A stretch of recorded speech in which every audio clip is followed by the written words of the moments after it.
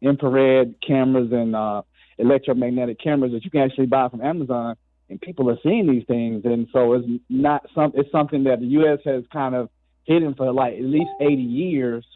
And it's something serious because even when you look at the USS, I guess it's the USS Omaha, they Mm-hmm. had UFO activity. So I think also with just going on, that's why you see a lot of this stuff being, they're just appearing. And even there's a website that I go to called legitgov.org. They ain't never lied. I mean, every site that I've or every news story that as far as independent that has that they have revealed has always checked out, and they said that Zelensky is using nuclear chemicals and poisoning the Russian soldiers.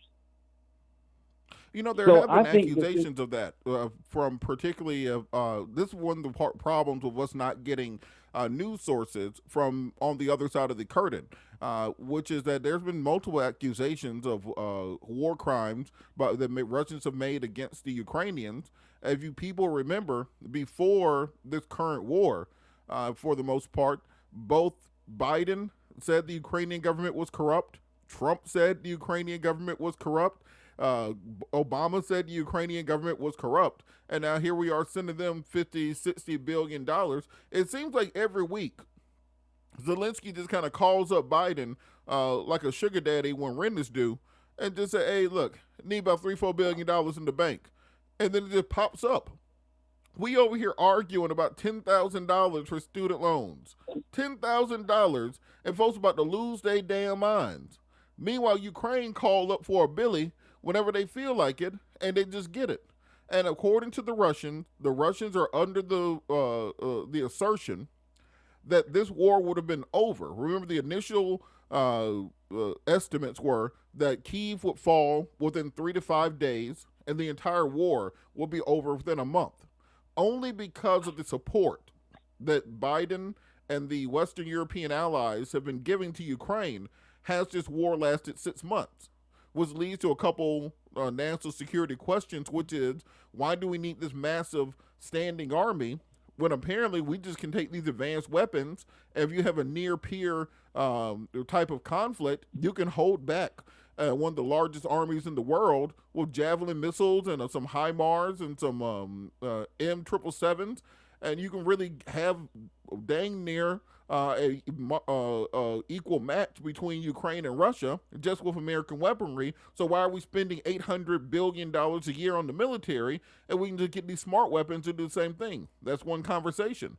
But I think at the same time, the Russians make the assertion, hey, if y'all would just stop sending them all this money and all these weapons, we could have taken all the stuff that we wanted, made peace already, and millions of people wouldn't have to die. The nuclear power plant wouldn't be at risk right now. You wouldn't have civilians being shelled to death. You wouldn't have humanitarian disasters. Ukrainians try to get across the border to Poland and other countries. So there is an argument to be made that American aid to Ukraine has actually exacerbated the problem more so than actually helping it.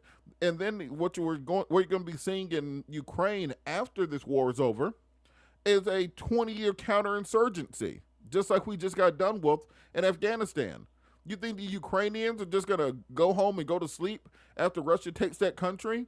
We just saw in Crimea where you had explosions on one of the bases in, I think it was Sevastopol. We've been seeing strikes deep in Russian territory. The car bomb last week that killed Putin's homeboy's daughter, right in her Toyota Land Cruiser, right there in Moscow. That's what we're going to be seeing even after the war is over. So Russia is ready to negotiate peace, but that's not going to happen as long as the Ukrainians are getting billions and billions of dollars from us.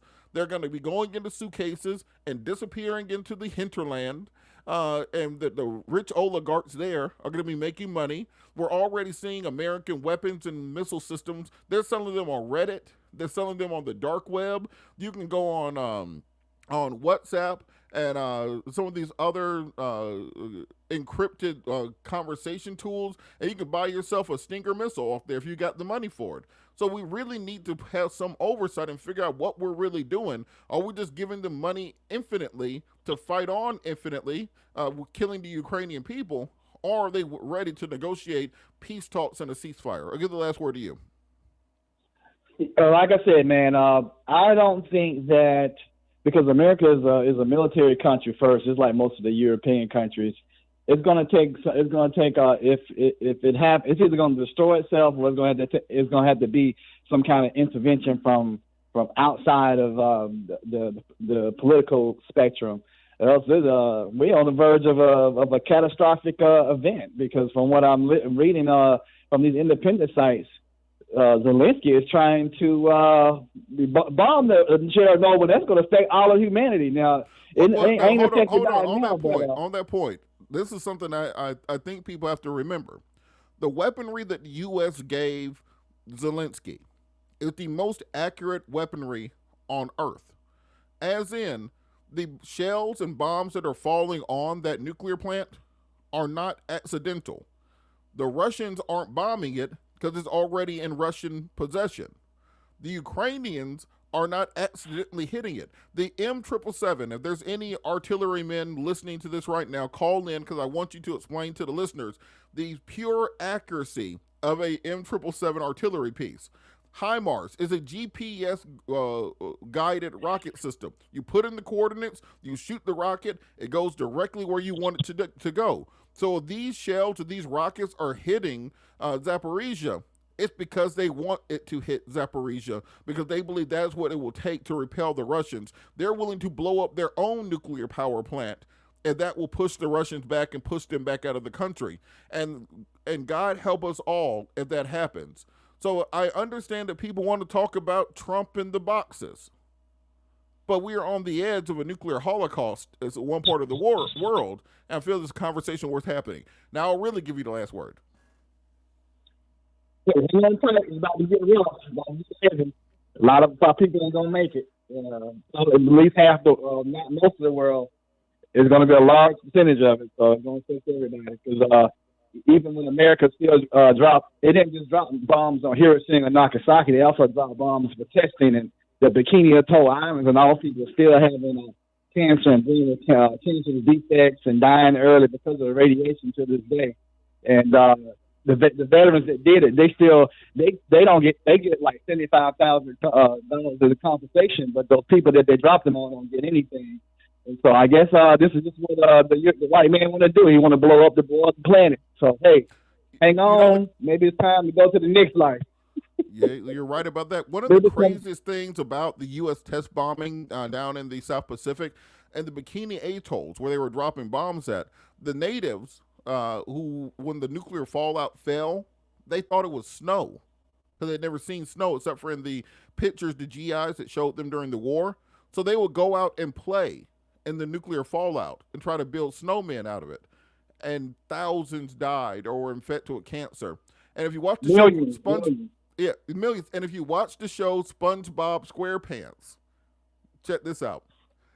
It's located in Bikini Bottom. All of those mutated jellyfish and squids and stuff in SpongeBob are supposed to be the results of the U.S. testing in Bikini Atoll. So it's at the bottom. Bikini Bottom is where SpongeBob takes place. Y'all thought y'all were just watching a kid's cartoon. It's a commentary on nuclear testing during the 1960s. Thanks for your call, Rashid. We'll be back after the break. Call in 404-892-2703, News and Talk 1380 WAOK.